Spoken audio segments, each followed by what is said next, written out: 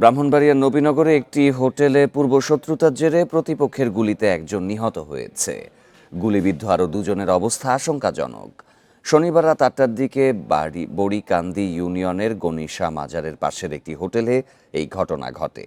নিহত শিপন বড়িকান্দি ইউনিয়নের নূরজাহানপুর গ্রামের বাসিন্দা।